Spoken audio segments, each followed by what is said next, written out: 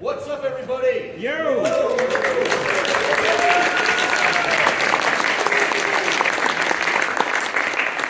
Very nice of everyone to join us close to the end of the day here on Friday. Of course, we have a very momentous occasion to celebrate, the return of EC Comics.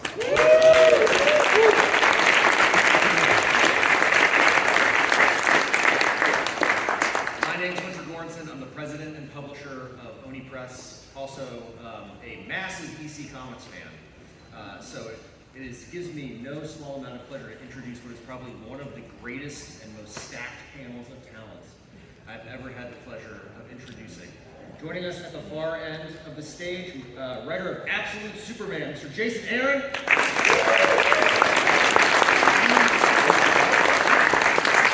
Creator of Mind Management, Matt Kindt. Multiple Ringo Award nominee as of Thursday, Jay Stevens. Edgar Award winner, Ben H. Winters. The writer of the first new EC story in the first issue in 70 years, Jay Holtham.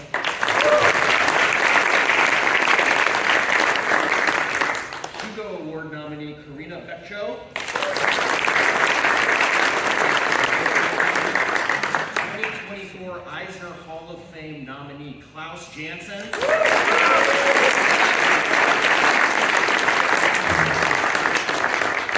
Oni Press editor-in-chief, Sierra Hahn.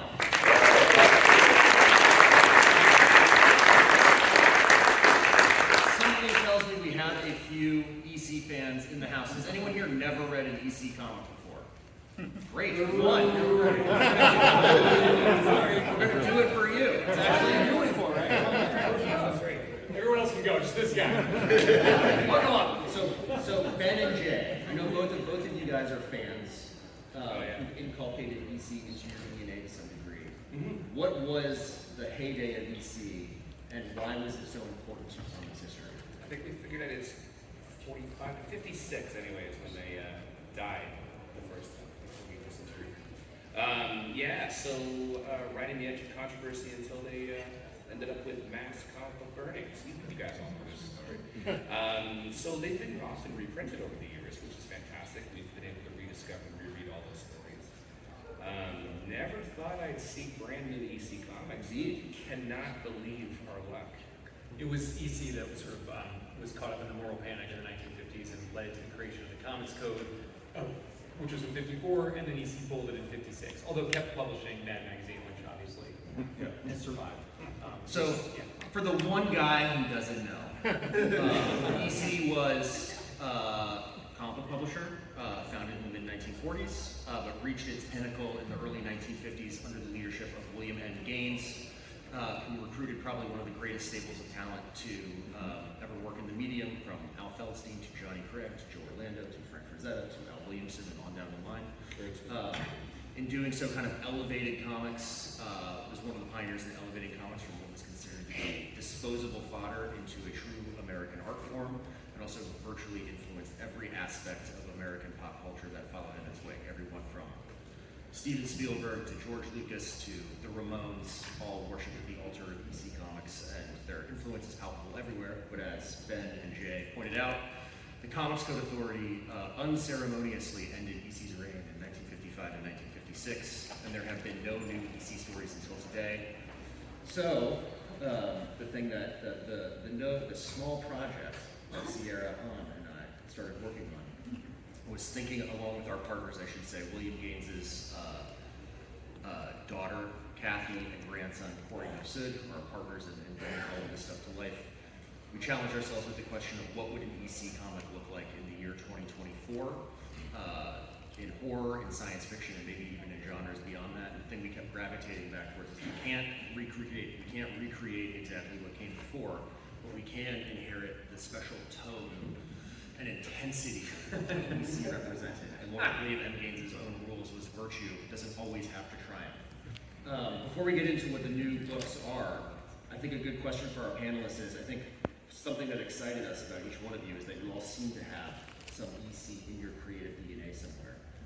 Does anyone remember the first time that you encountered an EC story or one that had a particularly tight hold on you? I'll start. I did a book called Super Spy back in, I don't know what year, 2003, something like that. And it was a 300-page book. Every story was an 8-page spy story. And it wasn't until I was like done with it, actually maybe, I don't know, I'm not very self-aware sometimes, but when I was done, I was like, oh, 8 pages, I was just doing one every week. And then, and I realized it was because of the EC books. I was like, they're the perfect 8-page story, you know, they packed just enough in, they got it all done in such a short, small amount of time. I love that format. And then, because in the 90s was my first experience with EC, is that they were reprinted in these issues. They were like double issues, so they put 2 issues together. I looked up the publisher and I've already forgotten who. Gemstones. Yeah.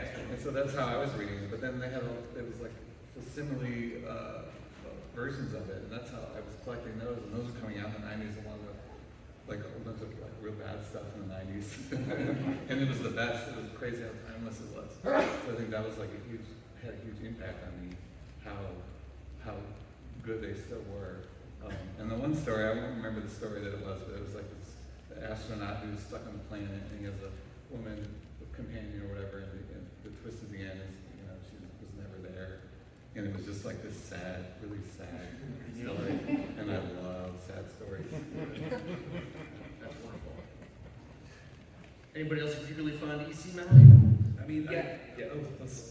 I'd say, I mean, for me, the first EC stuff I read before even the Purr stuff was the war books, the Toothless and Tales and Frontline Combat. Like I became kind of obsessed with war comics and the history of war comics, and there's some really great ones over the years and some really, really bad ones, and the stuff that Harvey Kurtzman did in those books, you know, like in the 50s, you know, it had this really definite like anti-war flavor to it, and those are some of still, I think today, some of the best war comics anybody's ever done. Agreed. Klaus, if I may, you've had a multi-decade career in the industry. Did you have like personal relationships or encounters with any of the original stable of EC creators? I did not. I'm not quite that old. Working in the 70s and 80s and doing conventions and stuff, you know? I was, yeah. I think, you know, the closest I ever got was, I met Al Williams up at the DC office. Yeah. He was doing some work. And Al was a great guy and a great artist, of course. But I can tell you the first EC story that I recall was Master Race by Kriegstein, of course. And Master Race, for those of you who don't know, Master Race is kind of a seminal storytelling inflection point for comics. I think we'd all kind of agree on that, right? Yeah. And I know a lot of artists, including myself, were very, very influenced by what Bernie Kriegstein did with that story. And if you don't know it, you should look it up. It holds up, and it feels very contemporary even today. Yeah, both in terms of storytelling, technique, and content, for sure. Yes, absolutely. Yeah. Okay, that's wonderful. Thank you. So we kicked everything off this past Wednesday with Epitaphs from the Abyss #1, our very first release.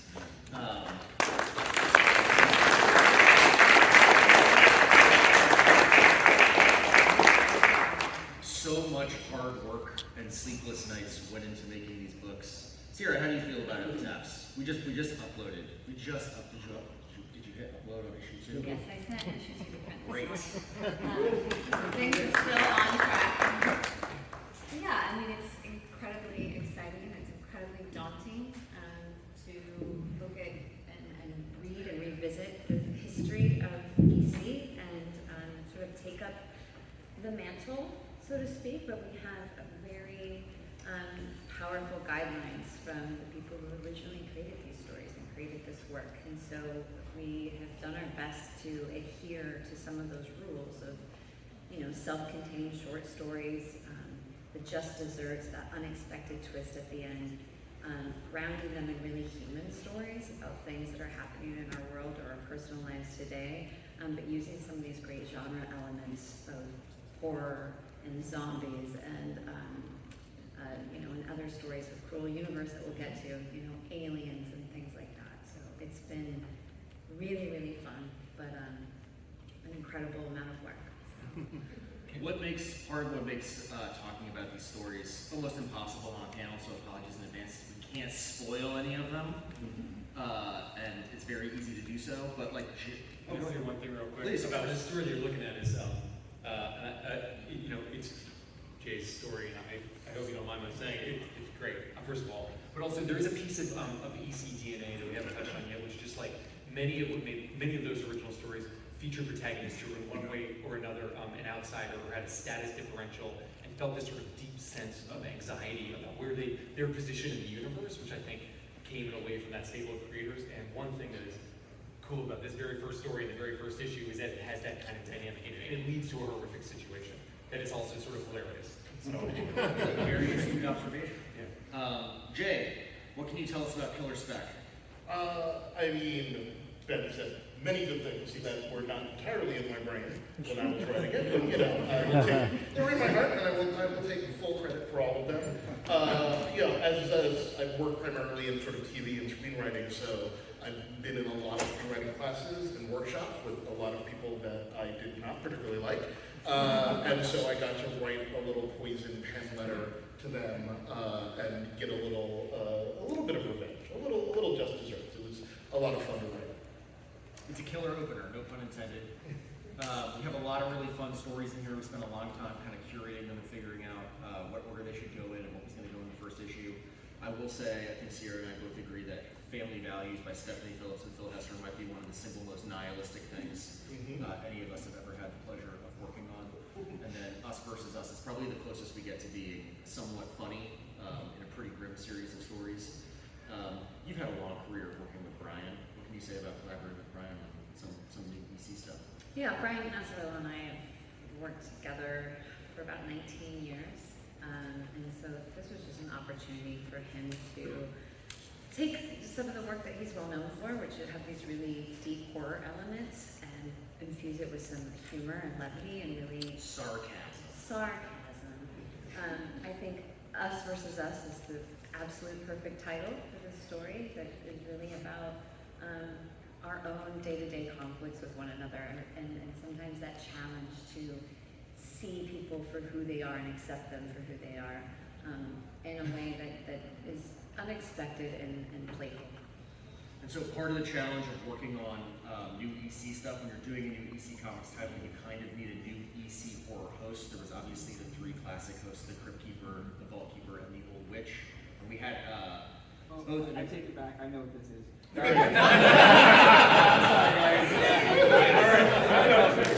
sorry. And Mad Magazine, sorry. There you go. So we had an incredibly daunting, but also extremely invigorating and fun time working with the great Dustin Weaver, who delivered all of these designs for three new horror hosts. The Gravedigger, who you meet in the beginning of Epitaphs #1, the Tormentor, who's going to make her first full appearance in Epitaphs #3, and then the Grim Inquisitor, who's coming soon. Sierra, what can you say about this process? This was very involved, but also really enjoyed to work on, kind of. I mean, I think it's with everything that we're talking about with DC Comics and what our opportunity is, but also, we don't want to step on the original stories. That's sacred ground. So we're not going to go in and try and replicate those hosts, replicate those titles. We're going to make something new for the readers that love that material and a new generation of readers going forward. Working with Dustin Weaver, who is just an incredible artist. He really dug into who those original hosts were and trying to create sort of a through line so that the three of these characters feel like they share similar DNA, that they are a family, even though they're going to have very distinctive voices and personalities explored in the comics themselves. And you'll get more Gravedigger in Epitaphs #2.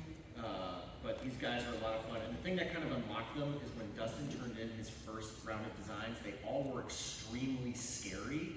The designs are very close to what you have now, but in terms of their facial expressions, were quite terrifying. And we kind of said, I think it's actually more EC if they're all smiling. kind of unlucky for us.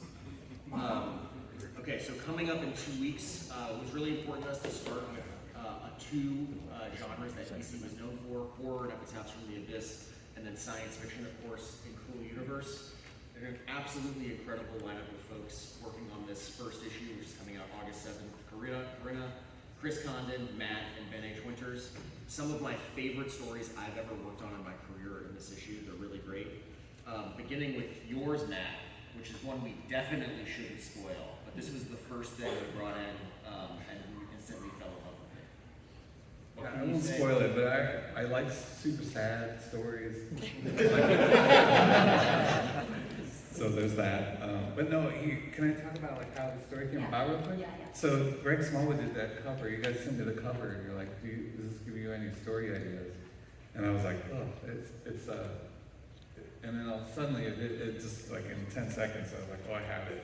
And then because the cover was so evocative to me, it was so fun to sort of come in at an idea where the cover's first or the art's first, and then to sort of figure out, well, how do you, I won't say much more, but I was like, how do you do something that's not, it's that, but something else, you know? And I think we've figured it out. Anyway, it looks cool.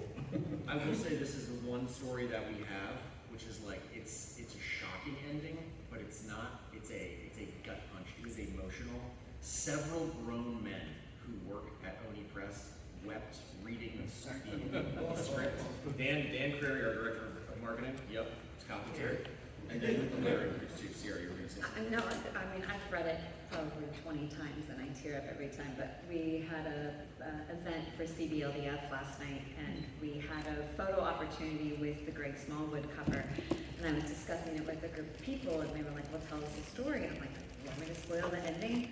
I had 5 people crying just by me describing the story. So if you need to purge some feelings, Cruel Universe #1.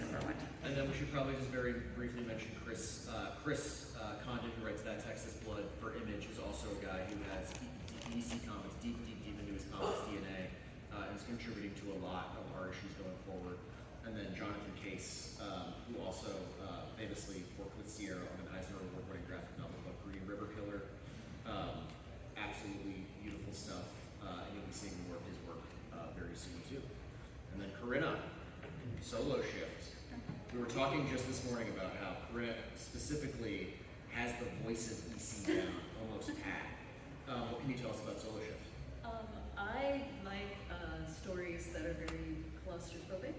I feel like that's in horror that often, and this is sort of a sci-fi horror story where someone does not learn from their mistakes, and that has drastic outcomes. And I think that's sort of a through line on a lot of really good horror is people ultimately sometimes don't choose to get out of a situation they could have gotten out of easily in the beginning, and it gets worse and worse. So that's where I was trying to go with that.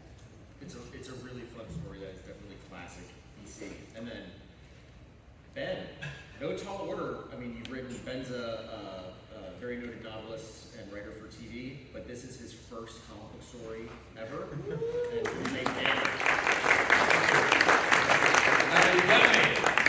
The smile you see on my face is I still, and I don't know if this ever wears off, but just the joy of seeing it brought to life by the artist in this way is like, it is a incredibly satisfying thing. And like, yeah, do you want me to talk about this? yeah, just briefly. Yeah, I mean, it's about just like sort of a sad sack guy who makes his living by having experiences for someone else, for an older guy who's too sick to do anything anymore, so he pays our guy to do things and then slice off a little piece of his brain and put it in the old guy's brain so he will have had those experiences. And then everything turns out great. It's the one with a happy ending. All right, it's the one with the happy ending. And then Epitaph 2 is coming soon. As Sierra just said, we just sent this book to the printer direct from San Diego Comic-Con. And this, has also just a world-class lineup of people contributing to it, including Jason's first story with Jorge Fornes. Jason, what can you tell us about getting yourself into the world of EC Comics with sounds and haptics? I think this is the first time I've really written a horror story. I mean, maybe the closest thing was The Other Side, the the first book I ever did, which was a war story, which was also had a lot of horror elements. So with this, I mean, I wanted to do something that's kind of you know, in the still the EC style, but it's very, very modern and present. So this is a story about the modern world's greatest instrument of misery and human suffering, which is this fucking thing that we carry around in our pockets all the time. And you know, the awful things we do to ourselves and to each other because of it. And then it's beautifully and horrifically drawn by the great Jorge Fornes. It's a really good story, and probably one of our most graphically violent to date, I'm gonna say. Oh, well, thank you. I take that as a compliment. And then Tyler Crook has the rare distinction of being the first writer, artist, cartoonist to do both duties on one of the new EC books. Sierra, I know you've worked with Tyler many times in the past, but you said that great memories. This one's very unique for sure. Yeah, I mean, it's just a moment of a zombie, as we see here, trying to remember why they're at the supermarket. And as you continue to read, as you can see there, they're there to buy formula or baby food. And so as time goes on, it dawns on them that they're in fact a zombie and no longer the parent that they thought they were. And there's more of a twist after that. And then we have a story by two of our panelists, Pattern Recognition by Matt and Klaus.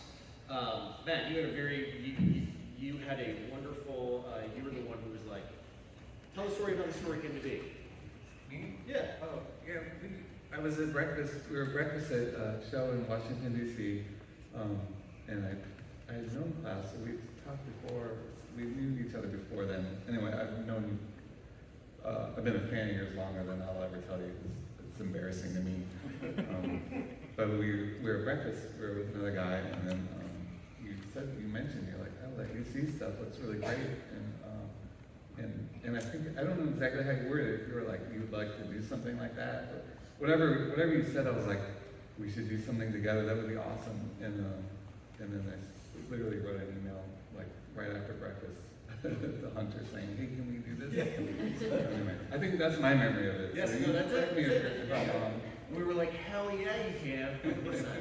And this also ties into a cover, you'll see it in a little bit. That's probably one of the most intense EC covers we have thus far, by Adam Flino, the gentleman getting a nail hammered into his head in true EC fashion. Klaus, Sir. what was it like putting together the story? I love the short story form. I love the fact that it has a beginning, middle, and an end. And I think it was kind of fun dancing around the stuff that we're trying to figure out how to actually do the gore in a way that isn't too gory. Sure. Yeah, I tend to be a little conservative in that way, but it's great fun. I love working with Matt, and I can only, it looks pretty good actually. I think it's actually interesting that you mentioned Burning Crixie and Master Race, because the first thing I said when the colored pages came in was like, you oversaw a very specific coloring style on the story, and personally evoked for me Burning Crixie. So it's like a very beautiful, atypical, but very thoughtful way to color. I agree, and I think the colors reminded me very much of EC. Yeah. I thought they were very true to that. Yeah. So I'm happy in the way that it turned out. I gotta say, yeah. Wonderful. Nice job, y'all. I'm excited to get in the hands of the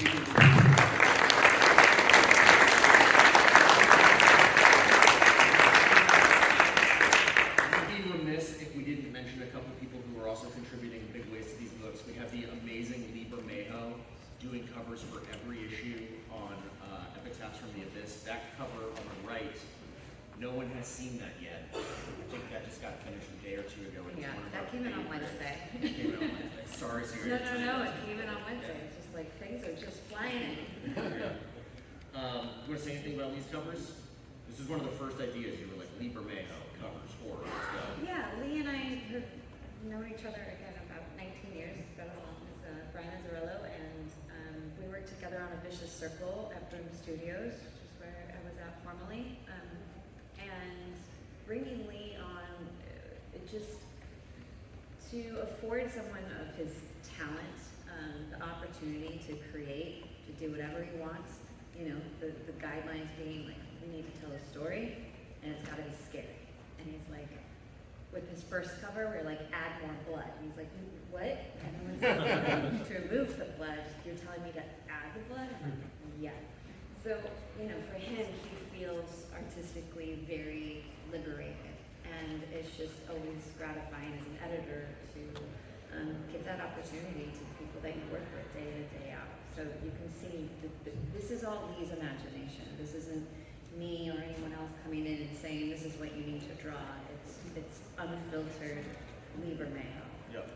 Which I would say that we're also getting a lot of unfiltered Greg Smallwood, who won, I think, several Eisners last year for the book on the Human Target at DC, who is just doing absolutely next level stuff on our Pro Universe covers. When we first announced this project back at, shortly before a retailer event called Comics Pro, I had a big blow up with the Pro Universe #1 cover, and multiple people came up to me and said, "Can I buy that?" usually a great sign. So Greg is like absolute genius, incredible. And there will be stories that relate to each of these covers, including one by Liz Winters, Universe #2, which we'll show in a little bit. And then you'd be remiss without mentioning Jay.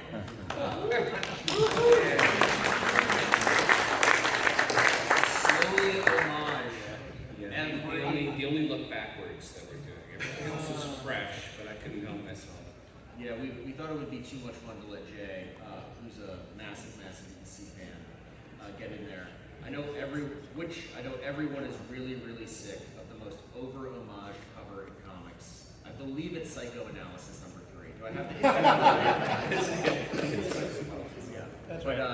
We were just talking about when we're gonna get picture stories from the Bible in, so we're gonna get them. I'll find a way. Yeah. These are super fun. And then we have covers coming in by like just some extremely talented people. That's the Hammer cover by Adam Kalina, Riley Rossmo, Dave Johnson. A lot more than we can show you here, but really just so much fun. And it's hey, I can't take credit for it. Sierra's done the hard work getting the majority of these in. Do you have any? What's our guideline that we've talked about with Corey about the cover concepts? Yeah, I mean, every issue will have a cover that relates to a story inside.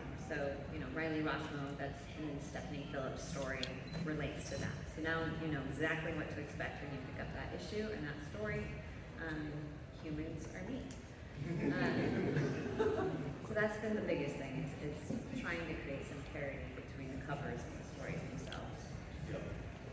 And that they all kind of like serve as stories within themselves. They're not just like static pinups. They have some kind of storytelling quality to themselves. And look, we have some really cool stuff coming up. I'm going to give you a sneak peek ahead at some upcoming stories very, very briefly. This is a story from Epitaphs #3 by Corinna and Jonathan Case. This will be a special story. I can't say anything else thus far. Corinna, just very briefly, what is the setup of this? Because I think this is so much fun. I mean, I had so much fun with this. You're right. Basically, a woman with a secret who thinks she's much cleverer than everyone else ends up trapped on a small yacht with a lot of people who have always paid other people to be clever for them. And this also has a happy ending for one of the characters. And then, hey, Chris Condon is returning to Epitaphs with issue 3, along with the debut of Charlie Adler, who you probably know is one of the co-creators of The Walking Dead. Absolutely beautiful work. Who colored this, Sierra? Do you remember off the top of your head? Charlie did. Oh, Charlie colored himself. Like, looks just phenomenal. And I think we're like really beginning to hit our stride as we get into some of these issues. I've just been wowed by the artwork coming across. Similarly with Cruel Universe, where issue 2 is going to have this. I guess I think it's an DC Comics panel I can swear. It's fucking awesome story called Ray Gun by Christopher Cantwell and David Lapham. Essentially about if you know, there's a very famous noir book called The Killer Inside Me by Jim Thompson. If that psychopath stumbled upon a crashed alien spaceship and found a ray gun, this is what would happen next. Super cool story. Also, David is another guy who also has obviously EC in his DNA, so hopefully we'll see more of him very soon. This is the story that relates to the Butcher Shop, covered by Stephanie and Riley Rossmo. Riley has gone above and beyond with kind of much of his signature panel layouts, etc. Absolutely dazzling. And then, Jay, we just got the colors in for this one, which I think look awesome. What can you tell us about this story that's definitely not about Elon Musk? I can say that. 100% not about Elon Musk. It is about a completely different person who has a company of electric cars and is an evil bastard. Please tell me it doesn't have a happy ending. I mean, it depends on what you consider happy. But Kano is the same artist who drew the champion with Matt. Kano is one of the guys who was on our list from like day one of someone I've worked with a lot over the years. Of our list of wish list EC artists, unfortunately, has dove in with both feet and is like turning in some truly amazing stuff. Can't show you the last panel. It is a happy ending and it is memorable. We'll put it that way. And then Brilliant and Deceived by Ben and Leo Max. We would show you more pages from this, but it's just a 2-page story, which is interesting and extremely hard to do. And it's not like we said, Ben, write a 2-page story. He just had 2 pages in his brain, and it's amazing. And what can you tell us without spoiling 2 pages? Sierra sent me the cover, the concept, and I was like, oh yeah, it just kind of clicked in. It's just about, it is like, again, like a lot of classic EC stories, it's about a scientist who's obsessed with, in this case, reanimation. The idea brings him back to life, and then he gets the opportunity, sadly, because his beloved dies in a car accident. So but then she's not as excited to see him as he wants her to be. That's basically. But yeah, it was a really interesting, and perhaps it's because I don't have the depth of experience in comics. I was like, oh, I can just do this in 2 pages, and now I am told that is unusual. It's a lot of fun. And Leo Max is also someone who was on that very, very early list, and is absolutely amazing. I see more from him too. Okay, and here's the good news, which is this book came out. Epitaphs 1 came out on Wednesday. It is the highest selling Oni Press book as a single.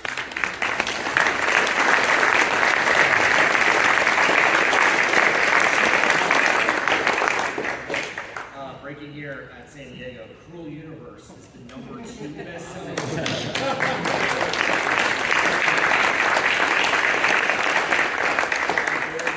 That we will be making some new EC books at Oni Press for the foreseeable future. This is just a small selection of the people who we have coming up in some upcoming issues. A lot of new folks coming into the fold. Al Ewing, Matt Rosenberg, Mark Russell, Joanne Starr, Alexandra Tufengi, lots of interesting folks. And then the dream is too to have people rotate back through and come back and do as many stories as possible in the future, and build our EC team. So incredibly proud of this lineup. You did a good job. You did a good job.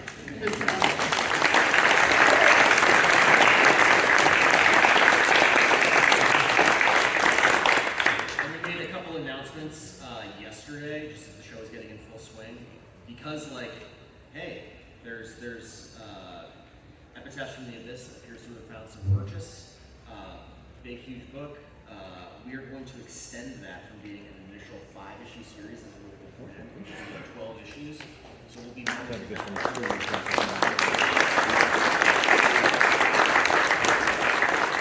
and then probably unveiling an all-new horror series that will belong to a different host other than the Gravedigger. Our intention with this is we could make all of these ongoing monthly series if we wanted to, but I would like to leave people wanting more when we get to the end of them and keep it fresh. So in that spirit, we also have a couple of new things coming alongside Epitaphs over the course of the next year. We're We're going to be doing something very special in December called Shiver Suspense Stories, which exists in the lineage of Crime Suspense Stories and Shock Suspense Stories, which is EC's first ever holiday special. You can tell that from this incredibly tasteful cover by Sierra Hahn, with Garth Ennis. Jason's going to be doing a holiday story. Ben's going to be doing a holiday story. Ben's is one of the very first ideas you pitched, and we were like, yes, that's perfect. What can you say about it, just very briefly? It's a play on the Christmas Carol story. A man who's he spent his whole life being miserly because he's trying to build a time machine, and then on Christmas Eve he's visited by versions of himself from the past, present, and future.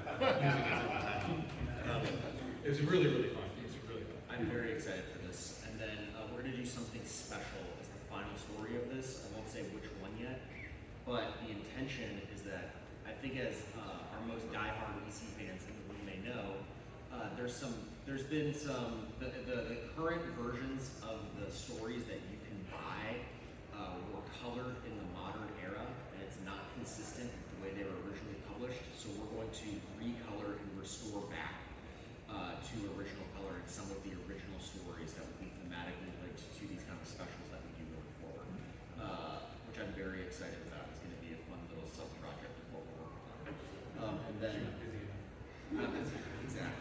that's exactly what it is. And then Cruel Universe will conclude with issue number 5 in December. You virtually have a guarantee that we will return to science fiction stories at some time in the near future. But before we do that, we're going to do something new that EC never really did in its heyday, which was a dark fantasy series. So Cruel Universe will be replaced by Cruel Kingdom beginning in January, which will be tales of dragons, wizards, knights, but with the dark EC intensity that we know and love. Probably also get some mythology in here, ancient Egypt, ancient Mesoamerica, good opportunity to mix it up and do something new and fresh with EC.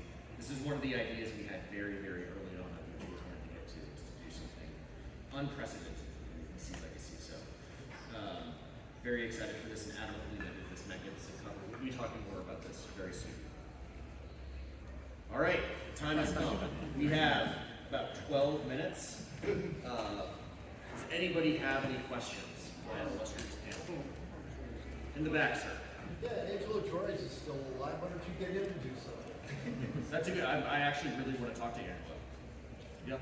If you want to introduce him over. Okay. Great.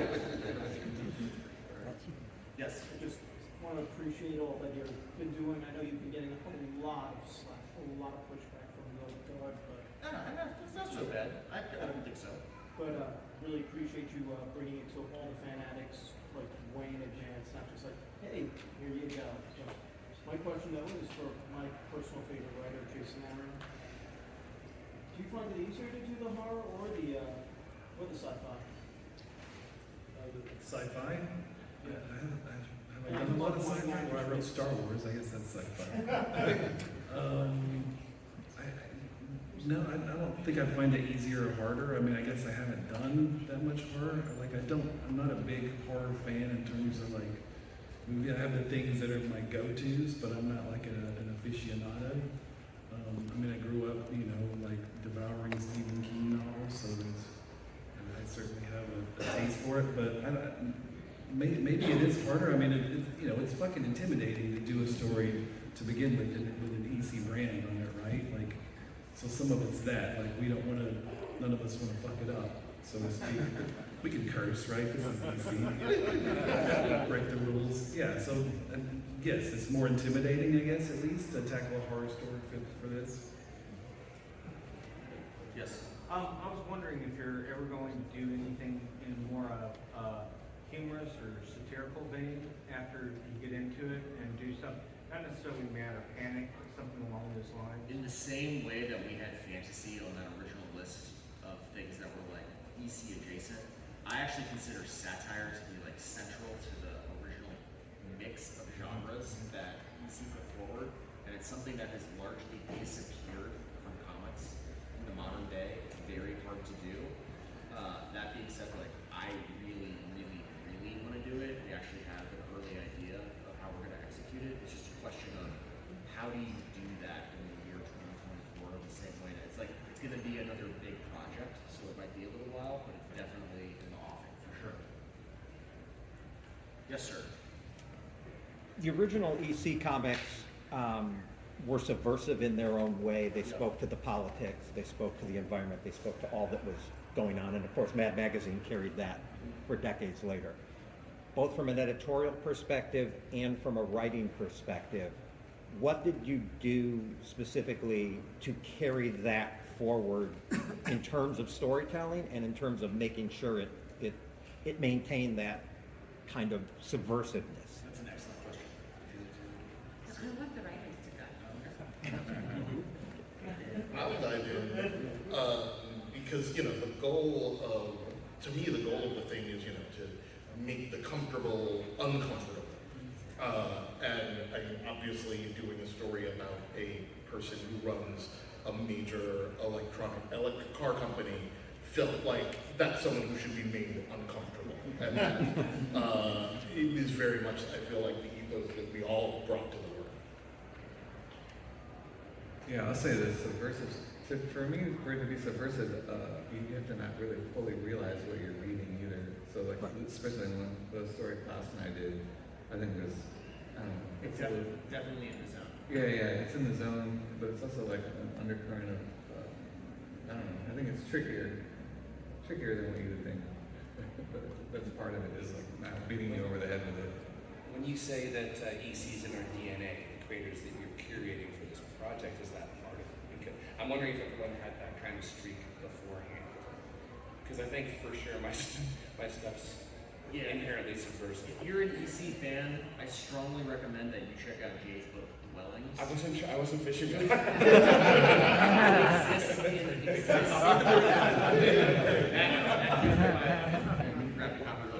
exists in conversation with what EC was doing, as well as a deep love of desecrating Harvey comics.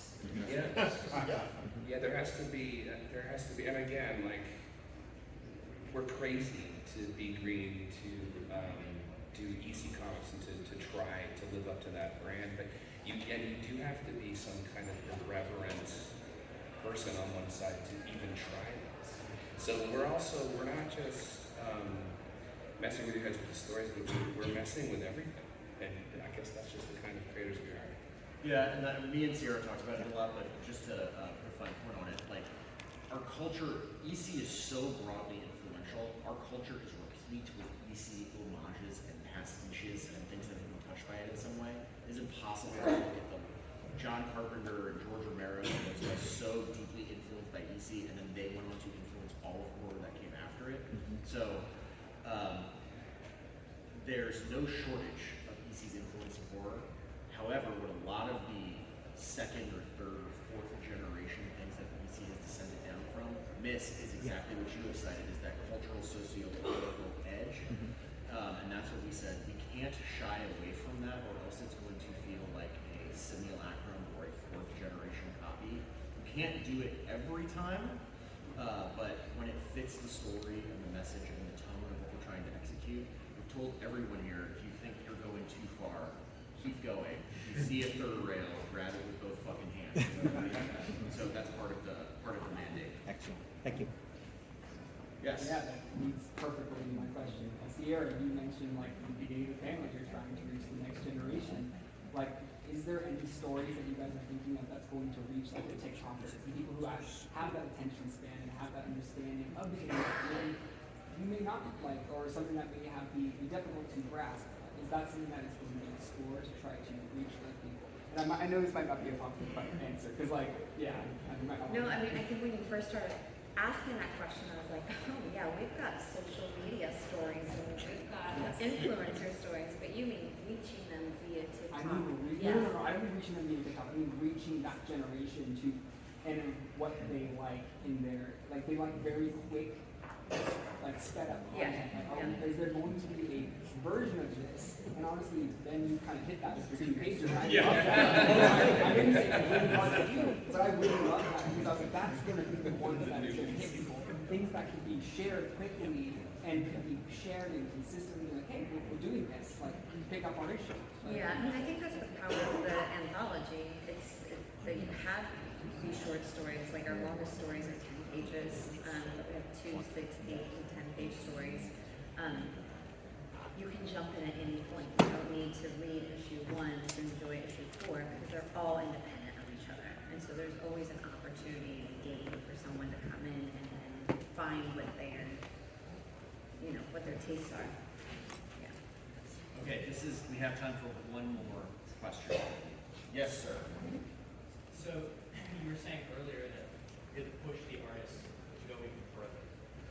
For the collective team here, have you been pitched a story or have you wanted to pitch a story that went too far, where you guys have to be like, whoa, a little too much? One of my 4 pitches to series was a little too much. So I'm still working on it. We're actually just having a conversation about putting even more graphic on-panel violence into issues of Epitaphs from the Abyss. So no one's gotten a bear trap to the face yet. I just sent a note to a writer and said, oh, can you scale it back a little bit? This is too much. And then an hour goes by and Corey and Hunter are like, Sierra, we need more gore and violence. I associate with EC as a eviscerated, very moist zombie face, like lurking in the doorway, and I want that. I want more of that. I'm very happy when I get my eviscerated zombie face. Thank you guys so much for coming. We have one more special thing for you, which is, I think as many of you know, we've created what will be the first of a new series of books. These we're calling Fan Addict Editions.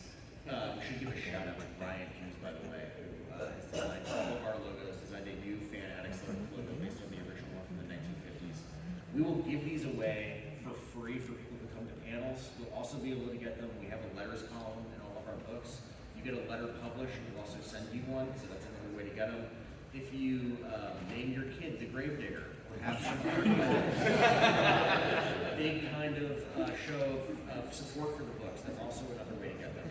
You can go get these until the floor closes. We can't give them out up here because it's like a fire hazard, literally. But please go down to the Oni booth at 1829. They are waiting there right now. Use the password Gravedigger, and we will get you one. Okay?